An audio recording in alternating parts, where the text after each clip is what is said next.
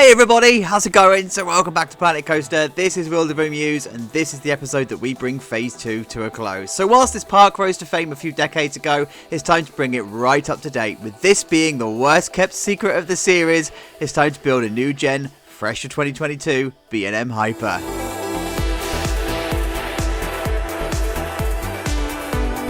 Oh yes, you guys, this is the build that I've been simultaneously excited for and dreading, because B&M Hypers seem to trigger so many of you. So I'm going to need to get a little bit meta for a moment, because there are quite a few hypercoaster stands out there. You feel the need to protect this coaster type, so if you are going to gatekeep it, please just don't. So while it might not be identical to what you've seen in the past, it doesn't make it unrealistic. As I said, everything is built to B&M specification. Just have a day off. Plus, anyway, this is kind of loosely based on the rejected layout of Exodus at Thorpe Park. If you wanted to go see that, it's available online. So this is what we've got, and I am quite chuffed with how this has turned out. Actually, I wanted a long hypercoaster. This had to be this year's new edition. This was the 2022 edition. It was something that was invested in by the park, and it's long and it's whippy and it's airtimey and it's amazing. So this is how we're looking at the top then. So this is the plaza area that I've always wanted, always dreamed of in this area. I wanted to keep this simple. Queue line, very much Exodus. I've just stolen it and it goes out this way and it's done.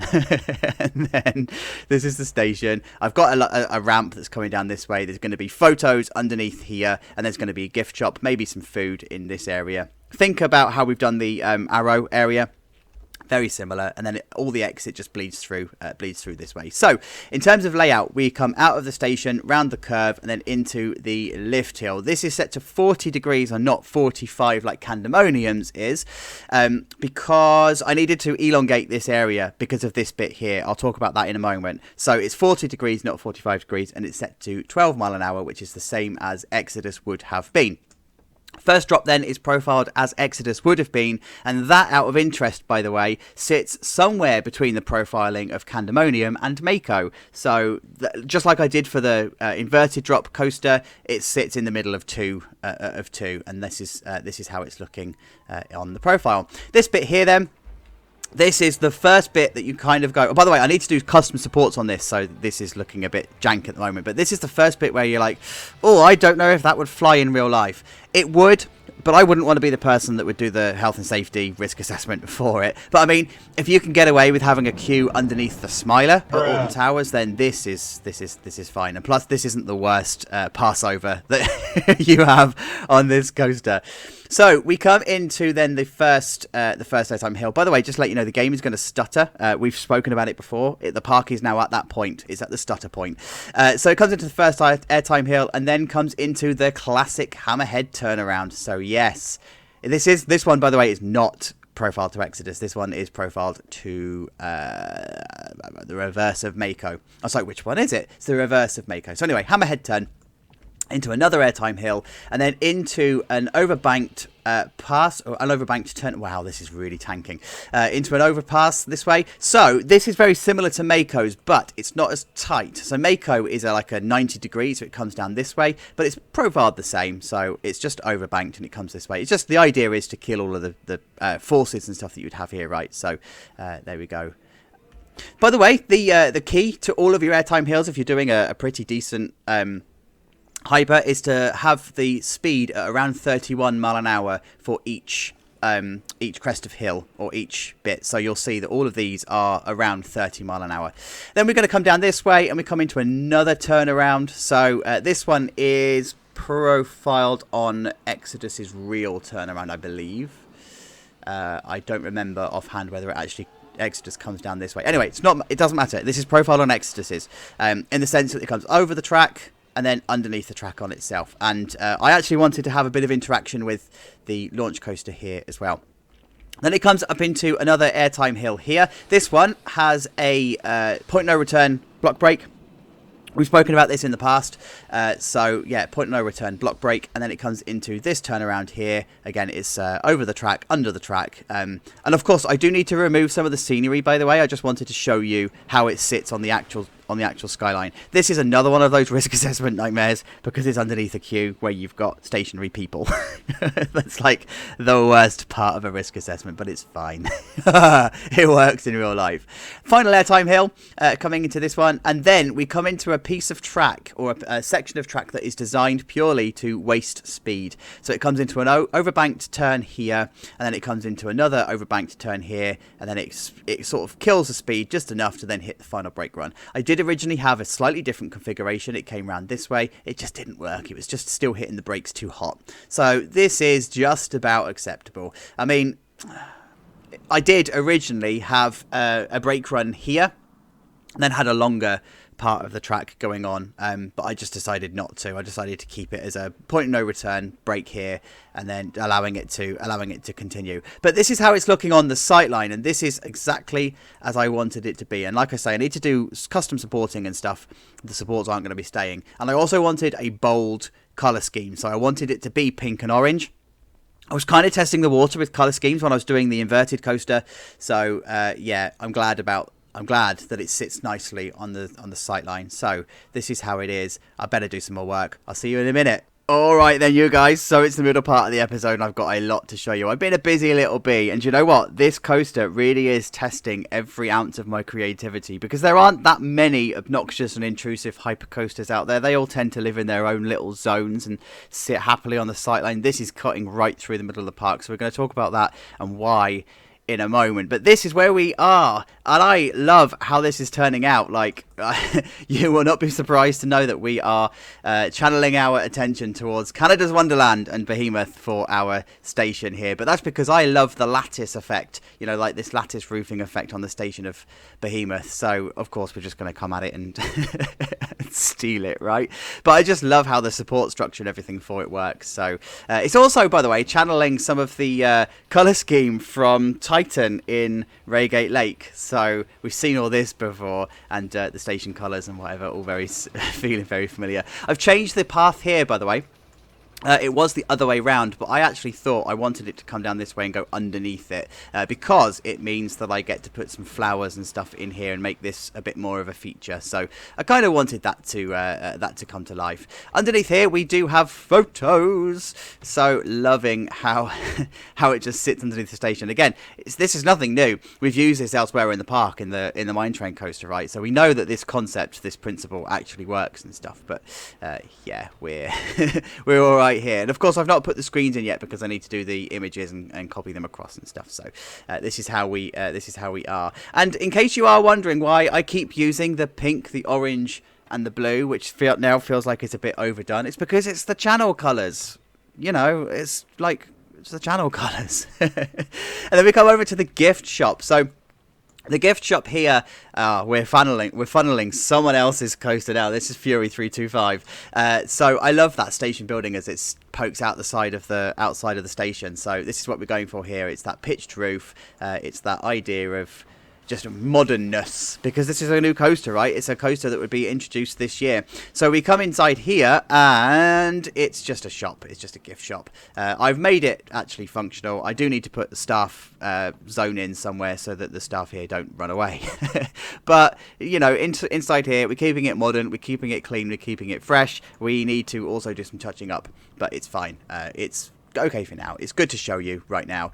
And I wanted it to have two entrances here, right? So I wanted you to be able to walk up the stairs here and into the main gift shop, or you could walk up into the main plaza and then into the gift shop here. So of course you're going to have an entrance facing you straight away. I don't really know whether this would work. You might actually find that the gift shop was here, just like Fury 325's is. But hey, we're making this work in this park because, you know, we're badasses. Coming over to the maintenance area then.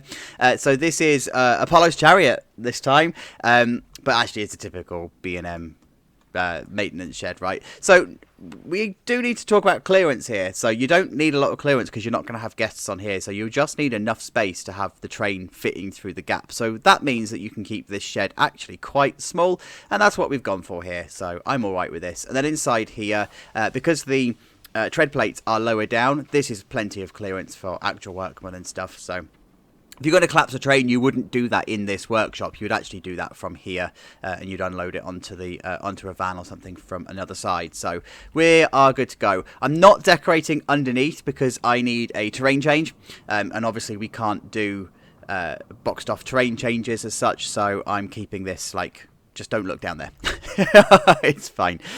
We are good. So queue line wise, I've just done loads of like fencing and stuff, because that's what we do here, and I'm overusing this idea of using the mulch. You know that it's going to get covered over by foliage and stuff, and you won't notice this as much. But the idea is that I can then use path covers and not have to worry about textures clipping and stuff, because I can just blanket it through, and then the mulch does the rest and picks up the outline of the path. You'll see how that looks if you are new here. So let's talk about the big elephant in the room, because this is what I have spent by far the most time on, and it's custom supporting. And guys, this is probably as bad as custom supporting a GCI. It's disgusting. But this coaster is proper obnoxious and intrusive, and it's kind of done by design. I always had this idea that I wanted the hypercoaster to cut through this area. So if you remember back to some of the Rapids episodes, and around that time you may have noticed red X's on the floor. Well, that was roughly where supports were going to go for the hypercoaster. Turns out that was complete crap. They needed to go in a very different place, but it kind of gave me an idea of how it was going to be. The support structure on this doesn't need to be too dense, because we don't live in an earthquake zone. So like, for example, this lift hill here doesn't need many supports. It is what it is. It will support itself, and then likewise along here. And then the support structure for this turnaround can actually attach itself to the main support structure for the lift hill, because this is only doing about 30 mile an hour as it goes through here. You don't have many forces, and because it's fully banked as it comes around, look at that timing. Yeah, you don't actually have to worry so much about the forces here, so all of the forces would actually be dissipated through the actual supports themselves. But putting all of these in and fitting all of these in was an absolute nightmare. And I'm trying my best to like show you, but it's such a mess and it's such a clutter. I don't know if this is going to be clear what I'm even talking about, but it's such a configuration that was needed here. I knew that we were going to need to take up some of the path, and I've also reconfigured this area here. So I love how this support, by the way, like just tucks itself in between the sunshades. It's perfect. I love it. But I've had to move it back to create some room in this area, so we can put some supports in. And then of course the queue line all along here, it's all custom supported and stuff. So bleh. There we go, there's a bit of stuttering for you. These little supports are genius. So Mako uses these, and I did some research into them and the purposes for them, and actually they serve the same purposes as having diagonal braces and stuff. It just shares the load down two supports. So where you have track load to the ground, you can use these, and it's perfectly okay. And then it comes around this way, and of course you've got your double feed supports, or whatever you're going to call them. I'm not an engineer, right? So I'm just relying on information that I've been given. But we do have these double braced supports all along here, and then of course we've got it coming out this way. I have, in this leg, I have put the footers sticking out of the water. I know I still need to go and do the wing coaster. That's because I am still waiting to put the boat ride in, so I may need to move some supports. But there's nothing coming in here, so we're able to put those in here. So again, I've used here a hybrid of custom supports and in-game supports, and you know my attitude towards custom supporting. If the in-game supports are good enough, just use the in-game supports. For example, the back here, I've not touched it with custom supports at all. Then we come through this way. You've already seen this bit, and then we come to this turnaround here. Again, some custom, some in-game ones. But what I've had to do along this side is actually be a bit creative with the supports, and they have to go around the launch of our Intamin. Sorry, I was just watching the park go by as I'm trying to do a commentary. Yeah, so I've put like the pillars down this way, and then the diagonal bracing down that way, so it's the launch is going through it. So it's a very clever coaster, right? It's very intricate. It goes through the landscape, and it, as like I say for the third time, it's obnoxious and it's intrusive because it's tall. It cuts right through a themed area. It almost fails the feels good test Almost. Like, it's difficult. It's creating a challenge, as I said before, particularly when it comes to putting in the supports and stuff. Like, where do the supports go? Where are they interacting with pathways? Where can you get away with not using supports so you've got more room in the pathways? And then this bit here is like causing quite a lot of anxiety at the moment. There is going to be a path cover and stuff here, and I've already like trialed it in this area, but it does cause a bit of anxiety of, you know, there's no precedent out there. All of the hypercoasters that I know of would all go down the side of the park, right? So it would probably come down this way, or we might even have put it down this way instead, and it would have its own little confined area. However, I keep referring back to Exodus at Thorpe Park because that would have been completely intrusive on the area that it was going to be built. So that's what I'm going for. The precedent is set because there was planning permission for it, but it just doesn't exist in real life. So it's been fun, but it's also a bloody challenge. Anyway, I'm going to carry on building because we need to get this done. I'll see you in a minute. Alright then, you guys, it's official. The Done For Now stamp is coming out. And I've done a little bit more work to the coaster. It now passes the feels right test. And this is how it's sitting on the sightline. And I love it. By the way, these supports are giving me like Mac vibes. It's exactly how Exodus's actual supports are going to be. That's kind of like what I'm feeling with this one. But yeah, this is how it's sitting. And it's just perfect. You are going to get some amazing floater airtime, like sustained floater airtime on this machine, and I love it. Look, this is how it is. Especially like these two here, these two hills. They are obviously they're parabolic hills. They're done in accordance to profiling from B&M, but it's sustained airtime is going to be amazing on there. So we do have a name, by the way. It's Echelon. So upper echelons of the planet. It was suggested as part of the previous votes. I don't have time to do a vote this week, and I liked this one. I was like, I'm going to save that for the hyper. So Echelon is the official name. By the way, can we just appreciate Indian Sandstone, how amazing this looks? Like, this plaza area just looks new and clean and open and amazing. Nerd! And so does the queue line, right? So the queue line is just looking so good now. It's got its queue covers in and stuff. And because this is supposed to be a new ride, I've not gone OTT with the foliage. So there's a lot of open space and a lot of dirt going on, because this wouldn't be grown out just yet. You would have weeds and stuff growing, or plants and stuff growing, but yeah, it's like there's areas like this where it wouldn't have grown out just yet. It is still freshly put down, but this queue is just so good now that the path cover's down. Indian Sandstone is just amazing to work with because it just gives these awesome textures. So nerd alert. So that's the COVID still kicking in. Station wise, this couldn't be any more like Behemoth if it tried. I am not even going to lie, but I just love the openness and the style of that station. It's just so simple, so elegant, but so good. So this is what we've got. We've got the orange, the pink, and the blue, which is all of the Chacho colours, and yeah, it's looking amazing. It's kitted out with all of the Theme Makers Toolkit stuff, so you've got the push points, and you've got all of the baggage hold and everything, but it's still simple. Like, it's the perfect example of how a station can be good without needing a theme. So, yes. Talking of Indian Sandstone and how it makes an amazing plaza. Look at this. Like, this came out of nowhere. This surprised me, actually. I thought, oh, this plaza is going to be a bit like of a dead end. But it's now actually giving me Centurion vibes from Chacholandia. Like, the bit beside the brake run and whatever. Oh, I love it. Like, it just feels right. This is the feels right test coming to life. The steps going up into the plaza area, the ramp coming up this way. Yes. And then we've got the photo booth, the photo point over here. So luckily we're still able to put photos in. So I've put those all across. And then of course I've just put in some flowers and foliage and whatever just along here, just to make it sort of feel like it's a bit more kept and a bit more landscaped. And then, of course, all of your catwalk clutter going on along here, and your lights, you know, your catwalk lights and stuff, so that you can safely evacuate.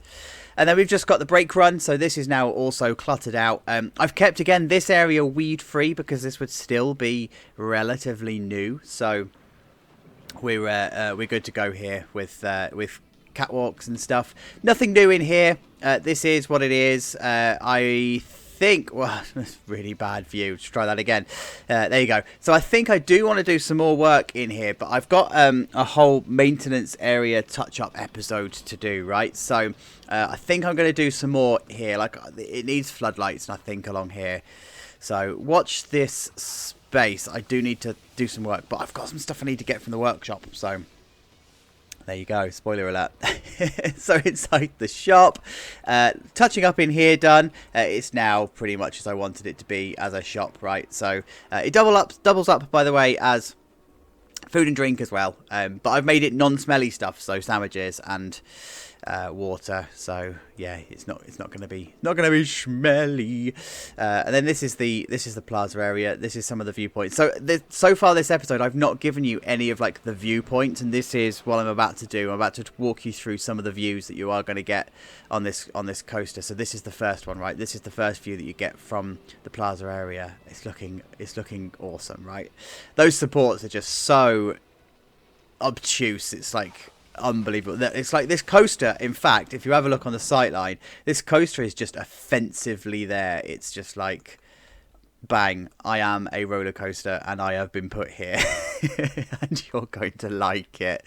So this is how it's all looking from the Arrow coaster. This is an awesome sightline now. This is actually a little bit better than I thought it was going to be. I thought these were going to be a bit more pronounced than they actually are, but it works. Like, as I said, this second one is deliberately here for your sustained floater airtime. Amazing. And then if we come down this way, sorry, I'm trying to do Tegid Cam without being in Tegid Cam. So from this bit, this was the bit that I was talking about when we were doing the episode for the boomerang. I genuinely thought when I'd planned it that the track was going to come down a little bit closer to the ground here. It doesn't, and do you know what? I'm alright with that. I've got a floating thing that I need to fix. I'm alright with that. Like, it's alright. And then that's the view that you're going to get of the first drop. Yes. And then coming through here, it's just, as I said, it's just offensive. It's just here, right? It's like the park has just gone, we're just going to put this coaster in and you are going to deal with it. And it's going to ruin one of your favourite areas, but it's all right, you know. It's all right. So we're going to come up the hill here. So these are the path covers that I've put on here. I've taken inspiration from Thorpe Park on this one. So this is like Colossus and whatever has this kind of thing here. It's not too obstructing. It's there. And what I've also done is I've put them either side of the supports as well, so it's not like clipping through supports or whatever. So this is exactly what you would find, right? But yeah, this is the first drop. I mean, it's positioned, as I said. I keep saying it. It's offensively positioned, but so perfectly positioned. This is then how it's looking from the other side. Get an awesome view of that first drop there. And it just dwarfs the wing coaster now, by the way, as it did in Chatterlandia. I don't know why I keep putting those two coaster types together. And then this is the bit that I wanted to give you another close-up of. These are all of the supports that are in this area, right? So just look at this absolute cluster mess of supports, but how they then come down into the area. And even though they are messy, it's not messy. It's not too much. It's not like, it's not overkill as such. It's just yeah, it's just right. I mean, I was toying with the idea of moving the entrance of the Rapids ride. No, there's the entrance there. The entrance of the Rapids ride and the photo booth and stuff. I was going to reconfigure this area to accommodate for the supports, but actually this isn't too bad. We were able to share the supports, or like the concrete base in some areas, right? So that's kind of what we're going for here. And I think this works now, especially now that the tables, so I've just reconfigured all of the tables and stuff in here, and this now actually feels better. This feels quite a lot like the Colossus area at Thorpe Park, actually, with all of the supports and the picnic benches and stuff. So yeah, it's awesome. I did, by the way, toy with the idea of having a bridge here. It felt like when I was walking around as a guest, if you are down in this area wanting to get over to Echelon, which is very obviously there, your gut instinct is to take you up this way and head towards the lift hill rather than coming around and then back up on the top. So I did toy with the idea of having a bridge here that took you straight over there. But do you know what? It killed the mood of the area. That did kill the area. So I've actually ended up keeping this enclosed, and making it a mission to come all the way around here to come up to this way. But this whole area now feels complete. Like the launch coaster made the area feel quite cold, and it's not helped by the fact that it's blue and white. And it was all very much slapped there in the middle of the concrete. There's the queue, no personality. But the area now kind of feels like it should do, now that you've just got the echelon station and stuff all in here. And then the sight line up to the top of the lift hill, up that way. The area's now got personality. And then this bit up here just works. I don't think I'm going to do anything else with this. Like, maybe there might be a centerpiece here one day. Spike, if you're watching, maybe there'll be a centerpiece here one day, but I'm all right with that as it is. So yeah, this is the end of phase 2 then. This is the park as it sits so far. We've got one more phase to go, and that phase is going to focus on developing all of this side of the park, and of course there's going to be a finale and whatever, but this has been awesome. By the way, guys, 10,000 subscribers, you get your No Theme Makers Toolkit park. I reckon if you guys are subbing now, as in do it right now, I reckon your next series might be the Theme Maker free series. What do you reckon? You're going to need to sub for it. Oh, and stay subbed as well. I wonder. Anyway, thank you for getting to the end of this episode. I really do appreciate it. You know what to do. Leave a like, leave a comment, show some love. Or don't show some love. It's up to you. I reckon we need to go for a ride. I'll see you next week. Look after yourselves. Bye-bye.